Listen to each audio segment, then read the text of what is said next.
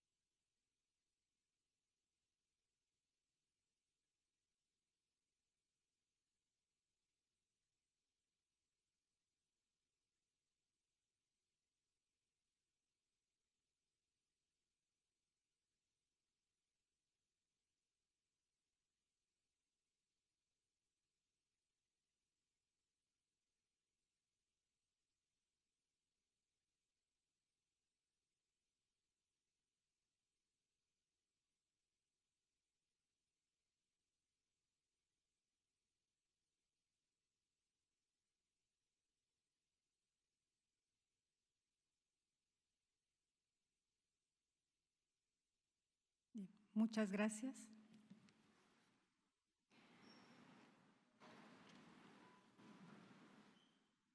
Como todos ustedes saben, la Cátedra Latinoamericana Julio Cortázar nació hace más de 25 años gracias a las aportaciones generosas que hicieron en su momento los escritores Carlos Fuentes y Gabriel García Márquez. Luego de 25 años de actividades ininterrumpidas, esta cátedra se ha consolidado como uno de los programas académicos de mayor nivel en Latinoamérica, debo decirlo. Y esta mañana tendremos el honor de escuchar al doctor Julio Frank hablarnos sobre un tema crucial en nuestros días: salud, la democratización interrumpida. Y para presentar a nuestro invitado, hemos convocado al doctor Jaime Andrade, director del organismo público descentralizado Hospitales Civiles de Guadalajara. Los dejo con ustedes.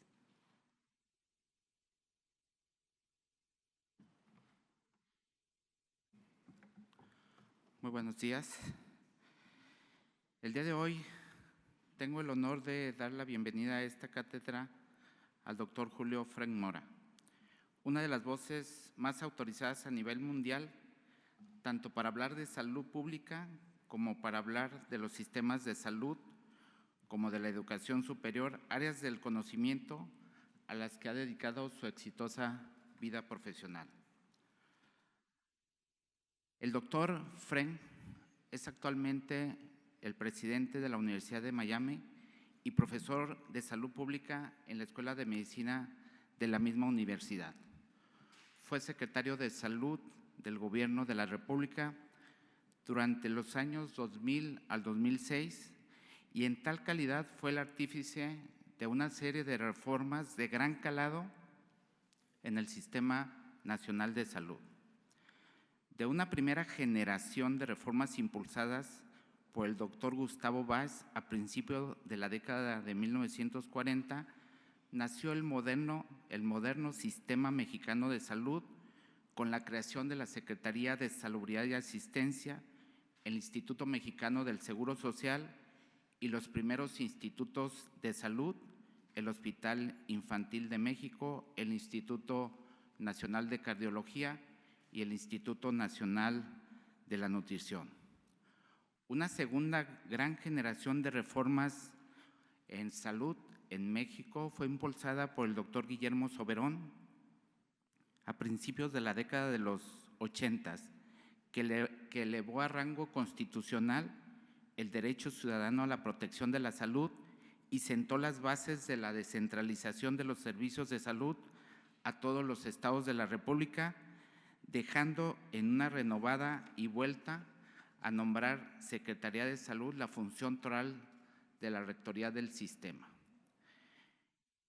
Y la tercera gran reforma en salud, la tercera generación de estas reformas importantes que surgieron o que existieron en el sistema fue precisamente la impulsada por el doctor Fren en los primeros años del siglo XXI, que fue esta tercera generación que vino a complementar los logros alcanzados por las dos primeras generaciones, corriendo con la creación del sistema de protección social en salud y su brazo operativo, el Seguro Popular.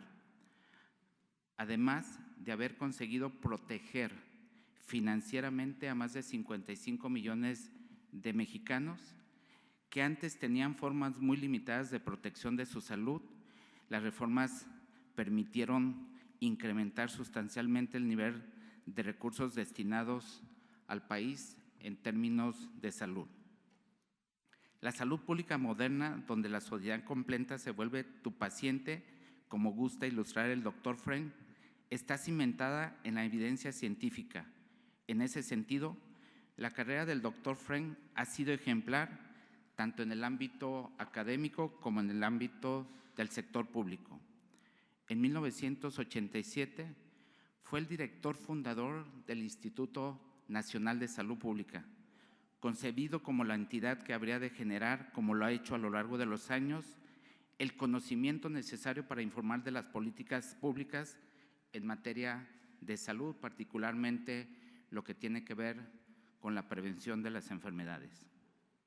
Posteriormente, como vicepresidente ejecutivo de la Fundación Mexicana para la Salud, desarrolló el proyecto Economía y Salud, un estudio sobre la carga de las enfermedades y el costo-beneficio de las intervenciones de salud, a partir de un minucioso análisis de las cuentas nacionales de salud, algo que nunca se había hecho en México.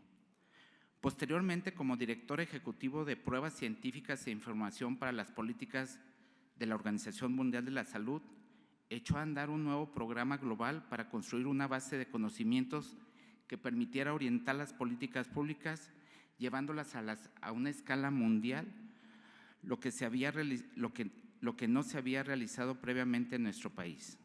Ya como secretario de Salud, su programa estrella, el Seguro Popular, tuvo una sólida plataforma de evidencia científica a partir de un programa piloto desarrollado en media docena de entidades de la República. No es sorprendente entonces que el doctor Fren le haya resultado importante analizar lo que ha sucedido recientemente en el ámbito de la salud en nuestro país, donde las nuevas políticas públicas en materia de salud han desconocido los logros realizados en el pasado inmediato, pero a partir de criterios ideológicos más que a partir de evidencias científicas. El doctor Fren ha plasmado su análisis crítico en una serie de importantes artículos publicados en la revista Nexos durante los meses recientes y en el libro Proteger a México, un enfoque integral para el gobierno que no nos falle, publicado por Cal Arena al final del año pasado. Los cambios experimentados en el sistema público de salud también van en sentido contrario a otro de los pilares del pensamiento y de las acciones del doctor Julio Fren, la democratización de la salud.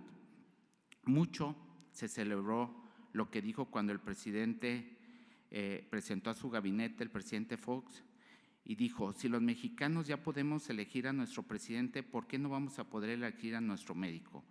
Y dentro del Programa Nacional de Salud 2006 llevó por título La democratización de salud en México hacia un sistema universal de salud, subrayando en un momento crucial la transición democrática que está solo para complementarse si es incluida con los derechos políticos y civiles y el ejercicio uniforme y universal de los derechos sociales, entre ellos el derecho vital a la protección. La Cátedra Latinoamericana Julio Cortázar se honra así en recibir a un médico mexicano de talla universal, a un científico brillante y a un auténtico demócrata para quien la salud de cada persona no es el resultado del desarrollo, sino una condición sine qua non. Doctor Julio Fren, sea usted bienvenido a este Paraninfo Enrique Díaz de León de la Universidad de Guadalajara.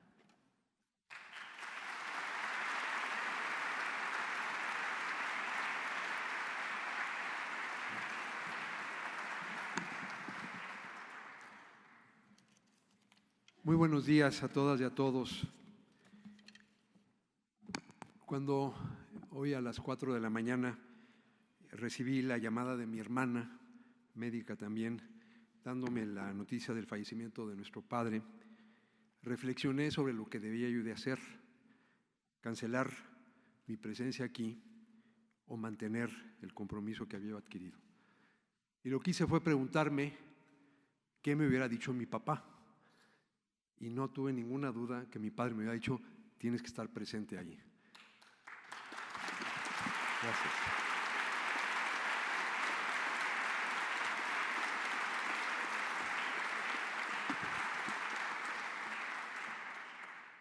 Porque mi padre siempre nos inspiró a mí y a mis 6 hermanos un enorme sentido de servicio hacia México.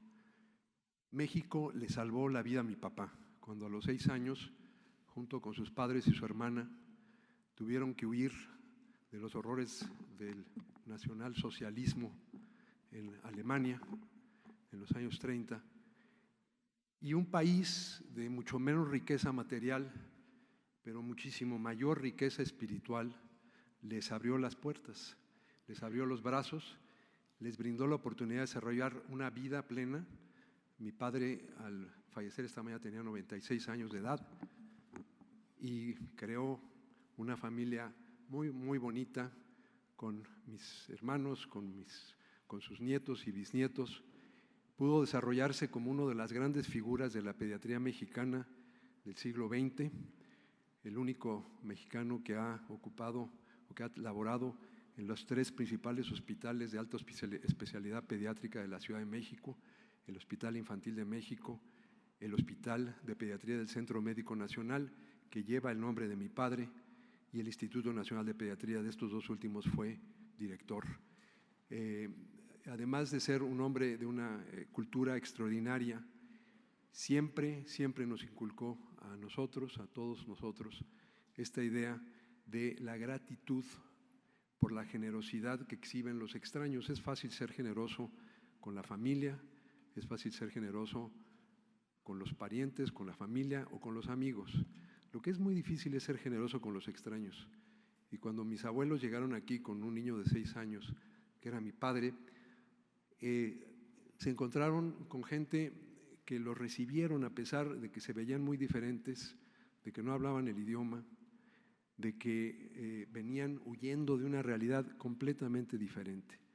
Y hoy, cuando todos esos valores están de manera alarmante nuevamente bajo cuestión, bajo ataque en muchas latitudes del mundo, creo que vale la pena recordarlas y recordar que los migrantes, que todos somos migrantes, y que los migrantes y la gente que huye buscando refugio son seres humanos con derechos humanos.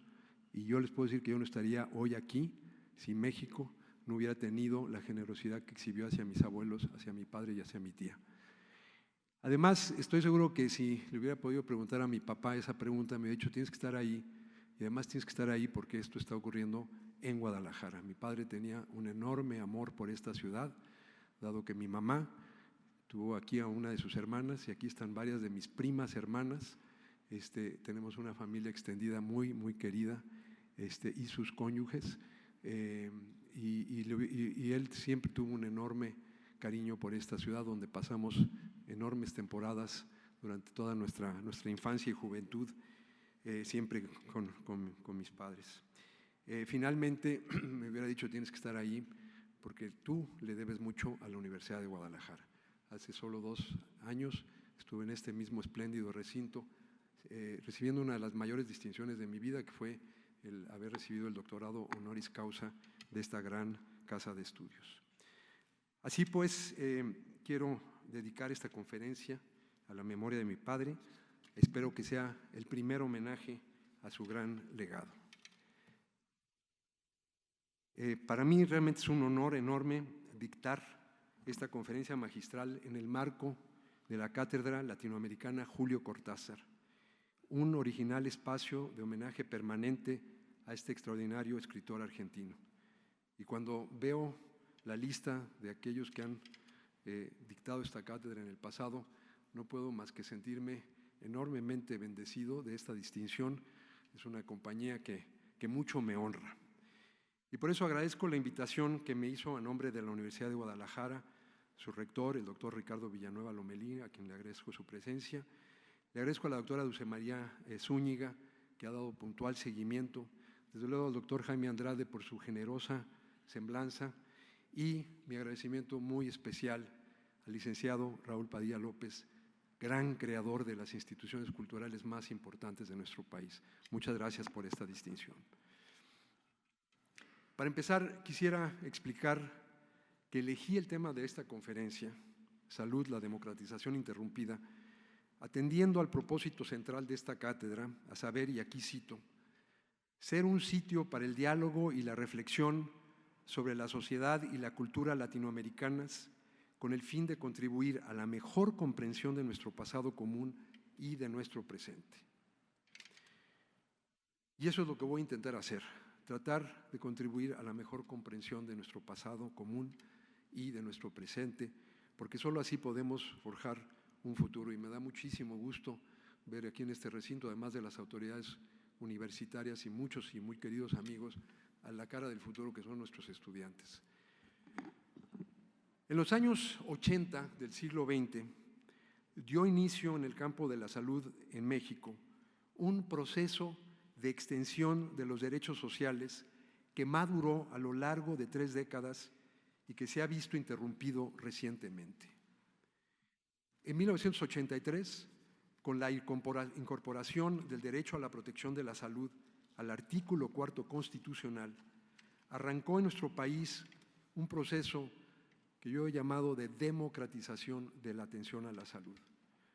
Este proceso alcanzó uno de sus momentos culminantes en 2003 con la creación del Seguro Popular, que estableció las condiciones financieras y organizacionales necesarias para que toda la población, y no solamente la mitad que en ese entonces estaba cubierta por la Seguridad Social, pudiera ejercer de manera efectiva el derecho anexado a nuestra Carta Magna 20 años antes.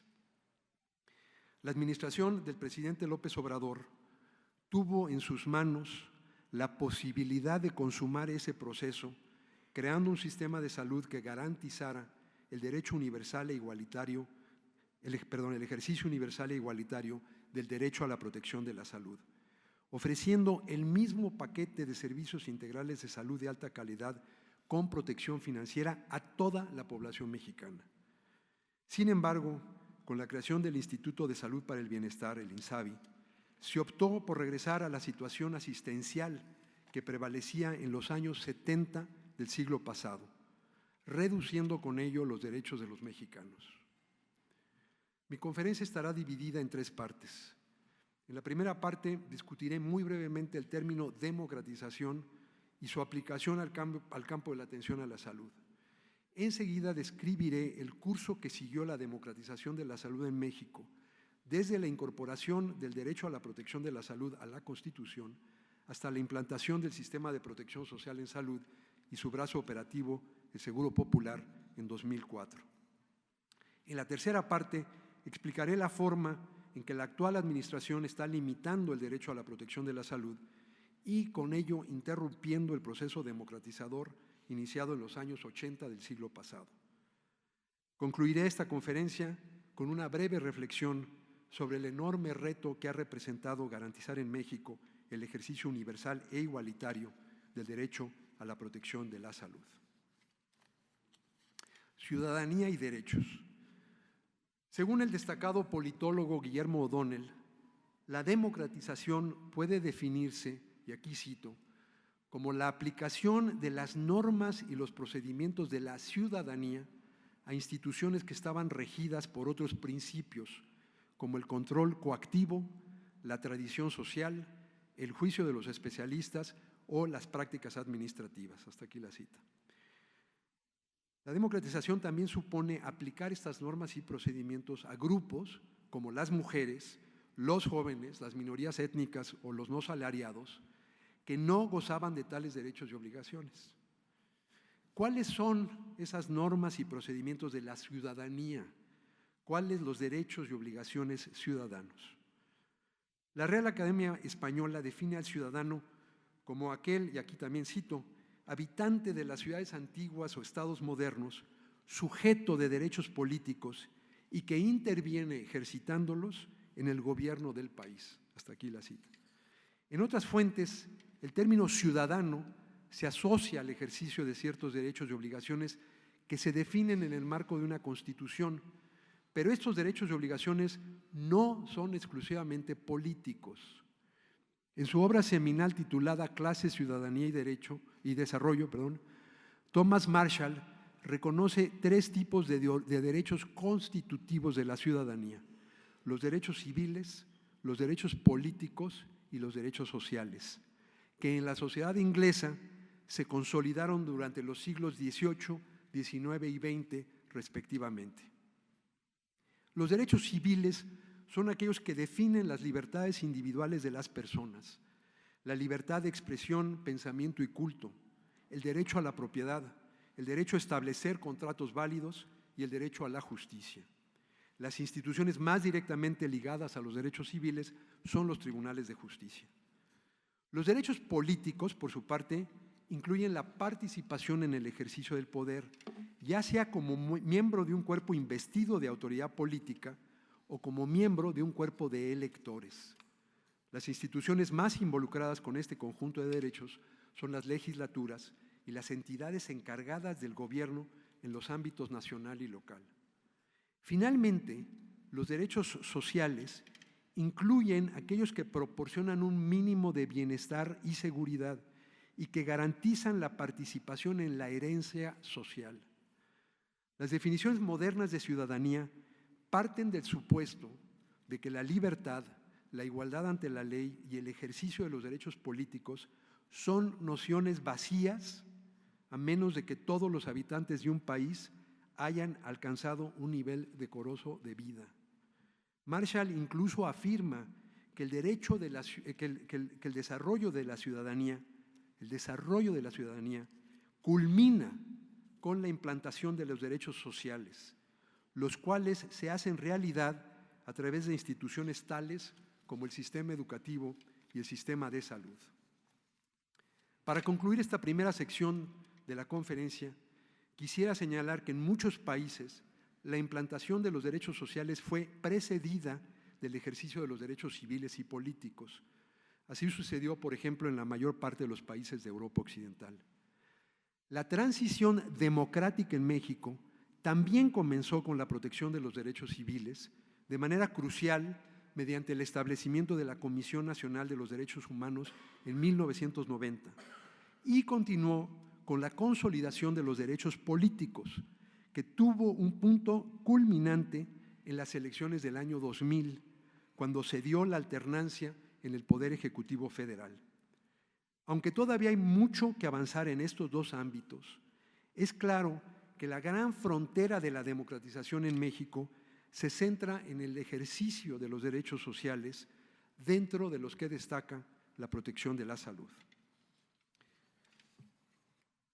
Paso pues a la segunda parte de mi conferencia. Señalé al principio que México inició su proceso de democratización de la salud en 1983. Pero uno se pregunta, ¿cómo se podía aspirar en el México de los años 80 del siglo pasado a democratizar la atención de la salud? En ese entonces había apenas una titubeante transición a la democracia política. Prevalecía en el país un régimen de partido hegemónico que limitaba la libertad de participación, expresión y elección. Convertir la protección de la salud en un derecho ciudadano parecía ingenuo. Solo un personaje visionario podría plantearse una meta así. La protección de la salud en México, en el México de entonces, era un derecho laboral, es decir, una prerrogativa que solo podían ejercer los miembros de la población asalariada y sus familias, los afiliados al IMSS, al ISSSTE y los instrumentos de seguridad social reservados a las Fuerzas Armadas y las grandes empresas paraestatales. Las distintas leyes de seguridad social definían de manera muy precisa las formas de financiamiento de estas instituciones y los beneficios a los que tenían derecho sus afiliados, incluyendo la atención médica.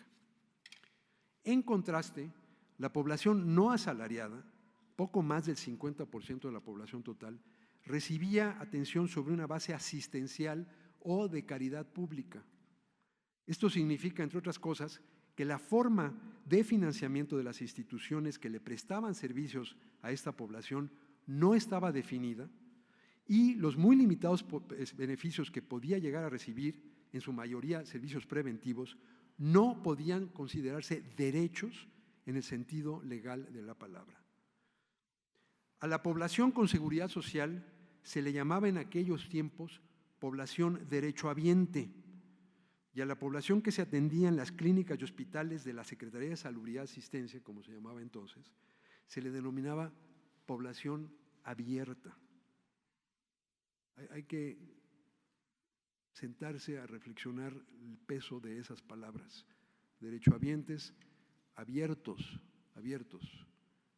No hay nada que les permite el ejercicio. Por eso, un gran médico, el doctor Eduardo Césarman, acuñó con gran tino el término realmente de población derecho careciente, para referirse a esa llamada población abierta que se acogía a la acción asistencial del Estado. Esta situación inaceptable empieza a modificarse en 1983, cuando inicia este proceso de democratización de la atención a la salud al que me he estado refiriendo. Lo detona en efecto un personaje visionario, el doctor Guillermo Soberón, secretario de Salud de 1982 a 1988.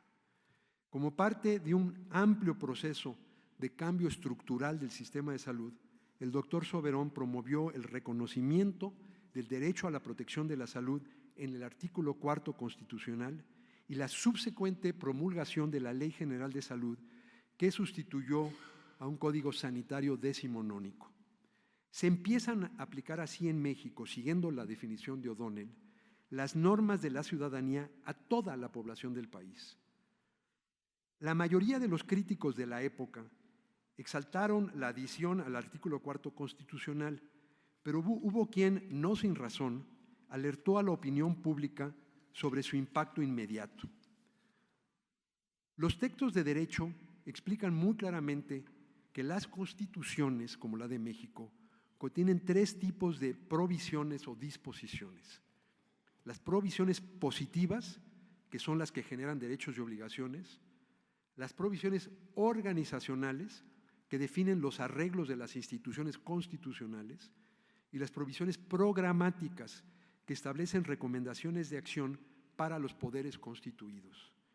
El derecho a la protección de la salud es una provisión programática y como tal solo una guía para la acción. El carácter declaratorio de las normas programáticas implica que no pueden exigirse en un juicio, lo que significa que los destinatarios del nuevo derecho social no podían obligar al Estado a cumplir con lo establecido en esa norma. Pero eso no desalentó a los promotores de ese esfuerzo legal.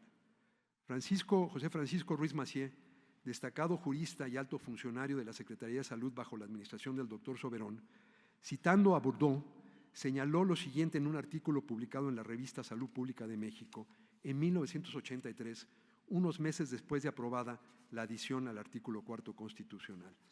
Y aquí cito: quien trabaja con normas jurídicas sabe que el derecho es más que un instrumento de coacción, es una representación del futuro, es creador del futuro social porque es motor de la dinámica política. Hasta aquí la cita. En la conclusión de ese artículo, Ruiz Massieu hace un llamado a acelerar el cambio de la sociedad mexicana con el fin de democratizarla, creando, entre otras cosas, las condiciones para el ejercicio efectivo de los derechos sociales, incluyendo obviamente el derecho a la protección de la salud. Estas condiciones se crearon 20 años después, bajo la administración del presidente Vicente Fox, que marcó un punto culminante de la transición democrática. La alternancia en el poder que se consumó en el año 2000 demostró que México había realizado enormes progresos en el ejercicio de los derechos civiles y políticos. El siguiente reto era atenuar las desigualdades mediante el ejercicio universal de los derechos sociales. Como señalé anteriormente, la Constitución ya consignaba el derecho a la protección de la salud, pero no todos podían ejercerlo. La mitad de la población, por motivo de su estatus laboral, disfrutaba de la protección que ofrecía la seguridad social. Pero la otra mitad, representada por la población no asalariada, que incluye a los autoempleados, los desempleados y los que se encuentran fuera del mercado de trabajo, seguía recibiendo servicios públicos sobre una base asistencial, en su mayoría servicios básicos e intervenciones preventivas. Como ha dicho la historiadora Lynn Hunt, los derechos humanos son más fáciles de endosar que de garantizar. Es más fácil cambiar la Constitución que, de hecho, garantizar el ejercicio de los derechos. En 2001, la administración del presidente Fox anunció el lanzamiento de una reforma del sistema de salud. El principio que habría de guiar esta reforma era la idea de que la atención de la salud no es una mercancía o un privilegio, sino un derecho. El concepto rector que se utilizó como subtítulo del Programa Nacional de Salud 2001-2006 fue precisamente el de democratización de la salud, que se definió como la expansión de la democracia al ámbito de los derechos sociales. De acuerdo con Viviane Brachet, investigadora del Colegio de México, la transformación de la atención a la salud en un verdadero derecho social requiere, por encima de todas las cosas, de la definición de los beneficios en salud que los ciudadanos, independientemente de su condición socioeconómica o laboral, deben recibir y pueden legalmente demandar.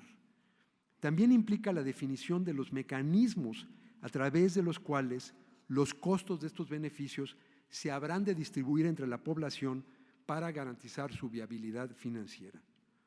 En México, los beneficios en salud que podía recibir la población no asalariada no estaban definidos y tampoco estaban definidos los mecanismos financieros que podían garantizar su viabilidad. Fueron precisamente estos beneficios y estos mecanismos los que especificó la reforma de 2003 a la Ley General de Salud, la cual dio origen al Sistema Nacional de Protección Social en Salud y su brazo operativo, el Seguro Popular. El nuevo seguro había de extender la protección social en salud a la población que carecía de seguridad social convencional.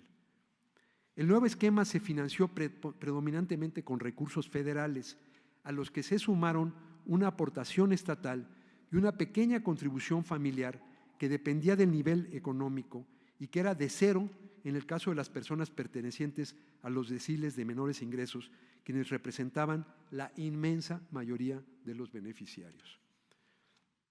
El aspecto más interesante de la fórmula financiera es que el punto de partida fue la definición y el costeo de las intervenciones a la que los afiliados al Seguro Popular tenían derecho, y este fue el gran cambio, y que ahora sí podrían legalmente demandar. En 2018 eran las 260 intervenciones esenciales, incluidas en el llamado Catálogo Universal de Servicios Esenciales de Salud o CAUSES, que los estados prestaban en sus clínicas y hospitales generales, y las 70 intervenciones de alto costo, como los cuidados intensivos neonatales, el tratamiento de todos los cánceres en niños y el tratamiento del VIH-Sida y el cáncer de mama, entre muchos otros, que se prestaban en los institutos nacionales de salud y otros hospitales públicos de alta especialidad, como es el caso del magnífico Hospital Civil de Guadalajara. A través de cuidadosos estudios actuariales que tomaron en cuenta el costo de las intervenciones y la demanda esperada, se determinaron los recursos que era necesario movilizar para garantizar el acceso a los 2 paquetes de servicios. Por cada persona afiliada, el gobierno federal contribuía con una cuota social, que era la misma que estaba en la ley del IMSS, porque el principio es que la vida de todos los mexicanos vale lo mismo, no que había población derechohabiente y población derecho careciente, sino que la vida valía la misma cuota social con la misma fórmula. Y a ella, en ausencia de la cuota obrero patronal, se sumaba una cuota solidaria federal adicional que era complementada con una cuota solidaria estatal, también en sustitución de la cuota obrero patronal, con lo cual se homologaba la estructura financiera del Seguro Popular con la del IMSS y a eso se sumó unos años más tarde la fórmula del ISSSTE. Los recursos totales, en el caso del Seguro Popular, se distribuían de la siguiente manera. 89% se transferían a las entidades federativas para prestar los servicios incluidos en el CAUSES.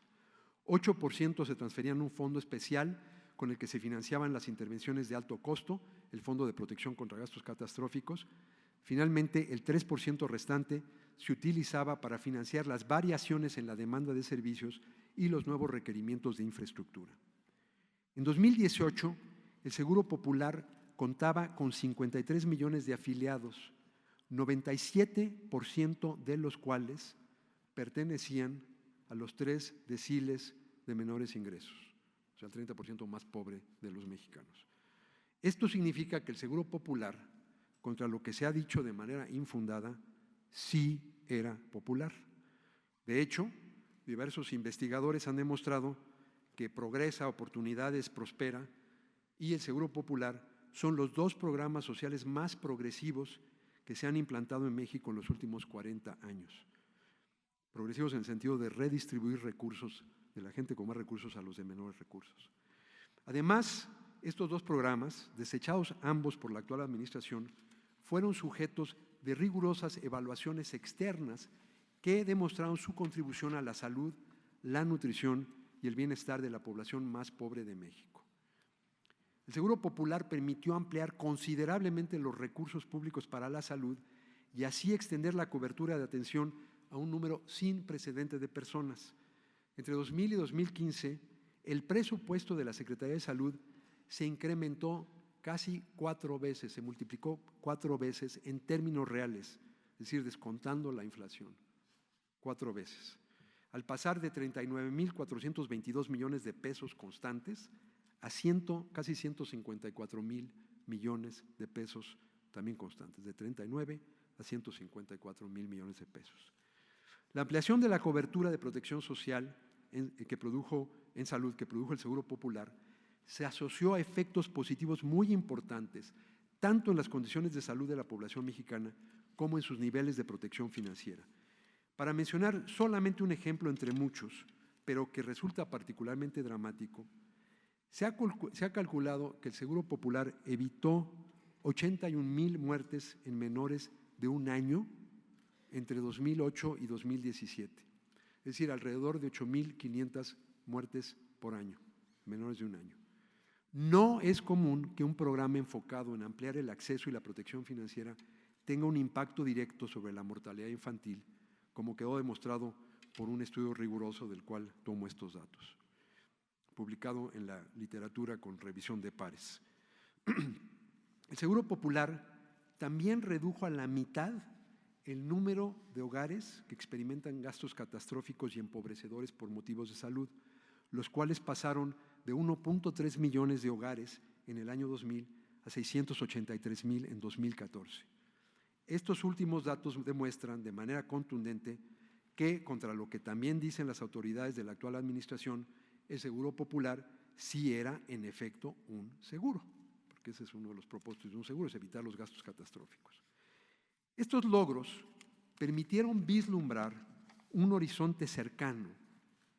No estábamos ahí todavía, pero podíamos vislumbrar un horizonte cercano donde finalmente todos los mexicanos podrían hacer efectivo su derecho a la protección de la salud.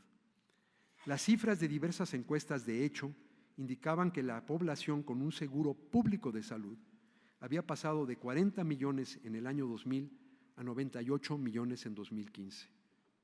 Sobre la base de lo construido, había que hacer un esfuerzo renovado para extender la atención de salud a los 20 millones de mexicanos aún excluidos, mejorar la calidad de la atención y corregir los defectos remanentes en la operación de los servicios, incluyendo en primerísimo lugar los casos de corrupción.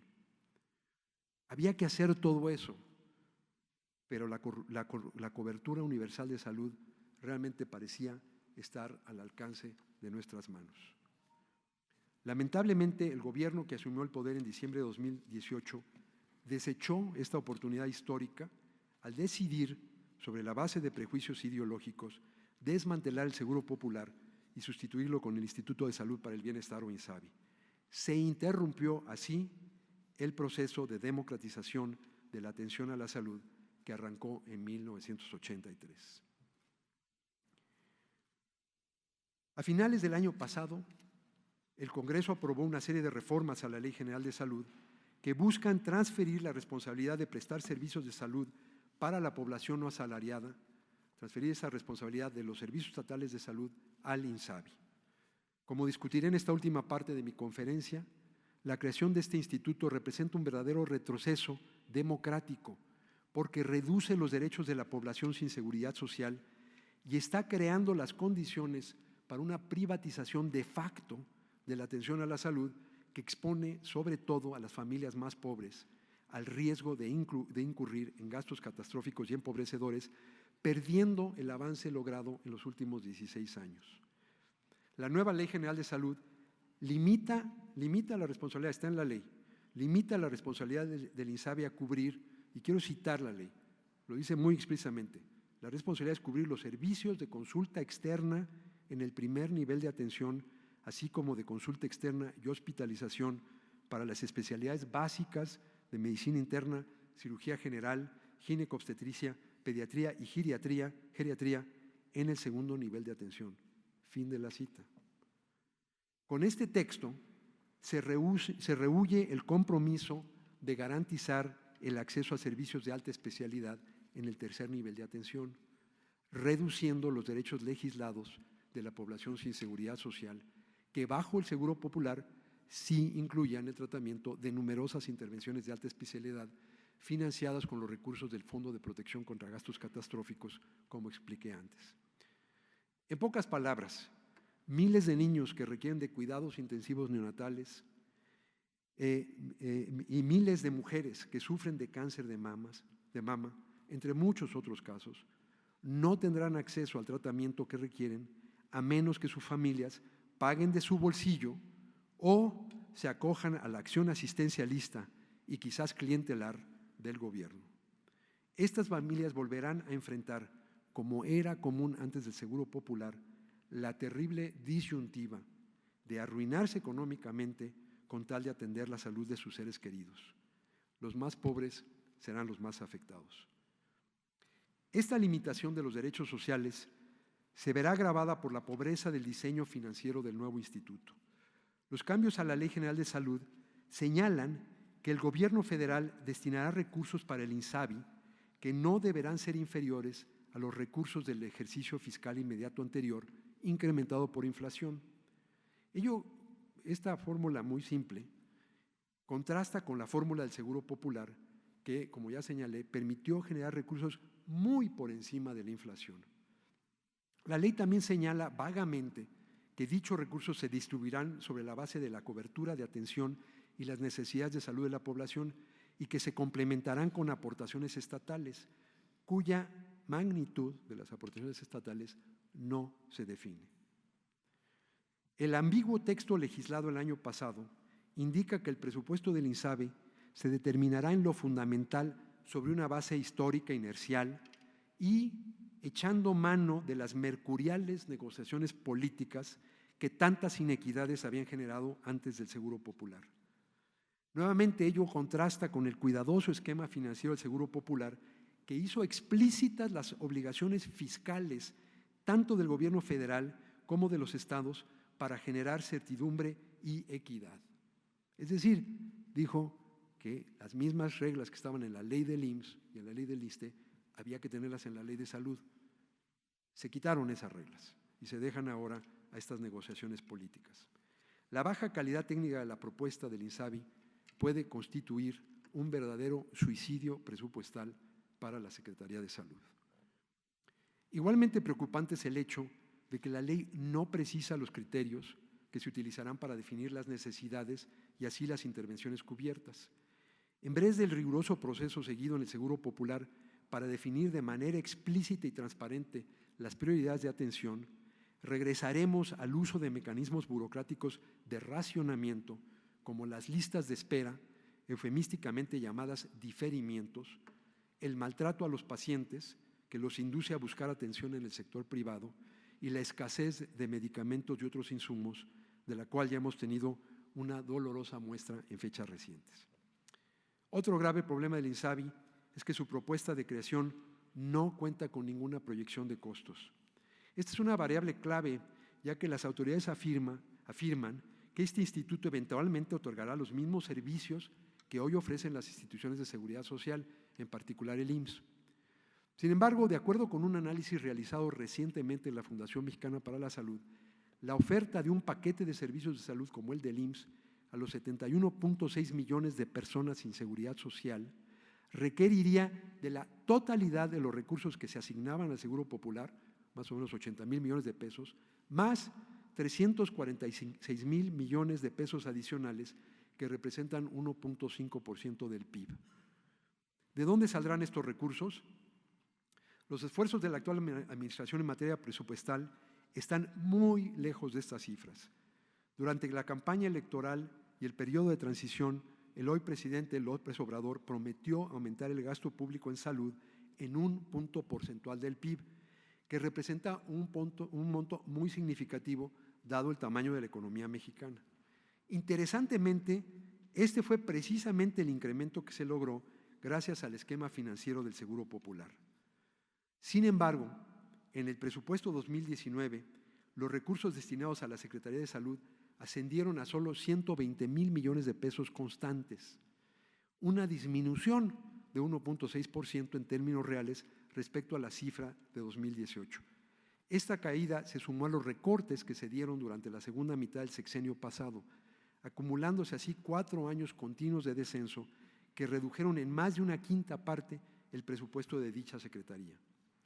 Estos dramáticos recortes y la impericia gerencial de la actual administración explican la situación de crisis que vive el sector salud, la cual está obligando a los hospitales públicos a cobrar cuotas de recuperación y a la población mexicana a recurrir de manera creciente a los servicios privados.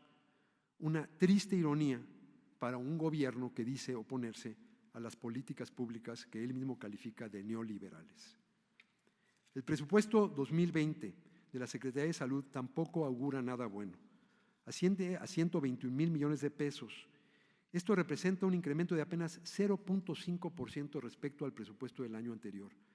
Este monto ni siquiera se acerca al presupuesto de la Secretaría de Salud, que la Secretaría de Salud alcanzó en 2015, que fue de 154,000 millones de pesos constantes, y mucho menos a lo necesario para garantizar la promesa de ofrecer a la población sin seguridad social los mismos beneficios en materia de salud que reciben los afiliados al IMSS.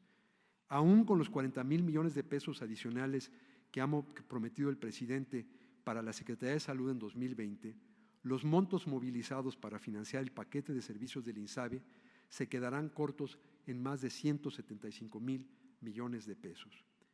Y esto suponiendo que la totalidad del presupuesto de la Secretaría de Salud y la totalidad de los recursos del Fondo de Aportaciones para los Servicios de Salud, que es el otro gran mecanismo para financiar la atención de la población sin seguridad social, se destinaran al nuevo instituto, lo cual pues parece inviable. A ello habrá que agregar el descenso en las aportaciones estatales a la atención de la salud. Con la extinción del Seguro Popular desapareció la obligación de las entidades federativas de contribuir con una cuota solidaria estatal al financiamiento de los servicios. Aunque es mucho menor que el subsidio federal, esta cuota estatal resulta significativa, pues hasta ahora ha ascendido a cerca de 30,000 millones de pesos por año. Sin embargo, la actual administración no parece estar consciente de esta realidad financiera, pues su oferta de garantizar, siempre bajo un esquema asistencial, todos los servicios de tercer nivel a la población sin seguridad social antes de terminar este año 2020 exceden con mucho los recursos requeridos para hacerla realidad.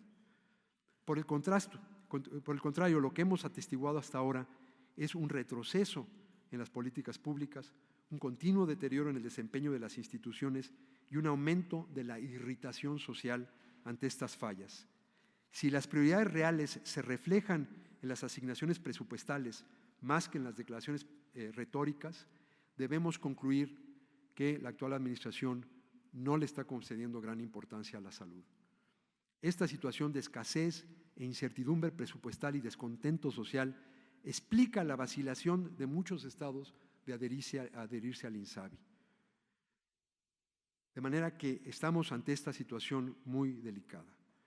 Pero yo quiero terminar esta conferencia con una breve reflexión sobre el enorme reto que ha representado para México convertir a la protección social en salud en un verdadero derecho ciudadano.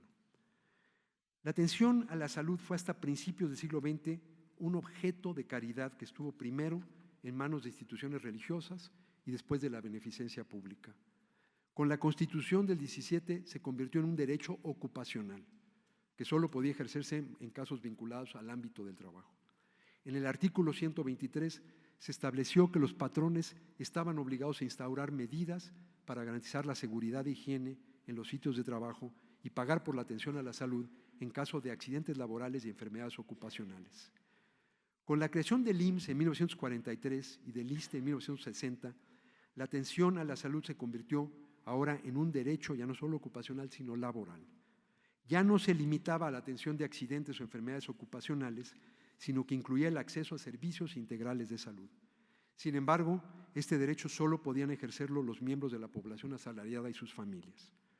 Como ya apunté, en 1983 arranca un gran movimiento hacia la universalización al incluir en la Constitución mexicana el derecho a la protección a la salud.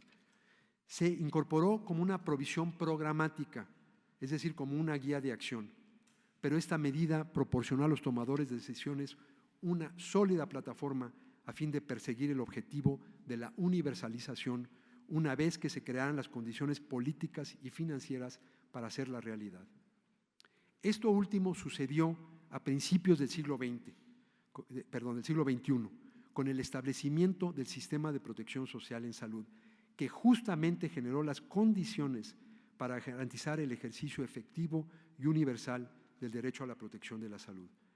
El Seguro Popular por fin ubicó la atención a la salud para la población no asalariada fuera del ámbito asistencial, garantizando su justiciabilidad y estableciendo reglas claras que aseguraban su sustentabilidad financiera.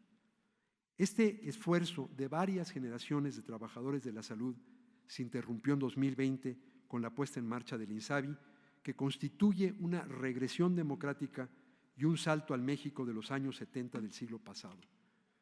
La interrupción del esfuerzo democratizador iniciado en 1983 muestra que el progreso en el campo de las políticas públicas no es lineal, sino que puede ser sujeto de retrocesos. Hay quienes piensan que los avances generados por las políticas progresistas tienden a preservarse, pues los beneficios que generan las protegen en contra de los ataques infundados. Lamentablemente, este no es el caso. No importa que también estén funcionando, nunca debemos dar por sentadas las políticas o las instituciones. Siempre debemos tratar de mejorarlas, sí, pero también es nuestra obligación protegerlas de manera activa. Esta es quizás la principal lección derivada de lo que ha pasado con la salud en México durante los primeros 15 meses del actual gobierno. Los ciudadanos compartimos el imperativo de participar en el debate público para frenar el deterioro institucional, movilizar la inteligencia nacional para ofrecer soluciones constructivas y, sobre todo, defender los derechos que tanto trabajo ha costado conquistar. Es en ese espíritu que hoy me honro en dictar esta conferencia latinoamericana, Julio Cortázar, en homenaje a un hombre que dedicó su vida justamente a este esfuerzo que hoy nos convoca a todos por igual como ciudadanos y especialmente a las generaciones futuras. Muchas gracias por su atención.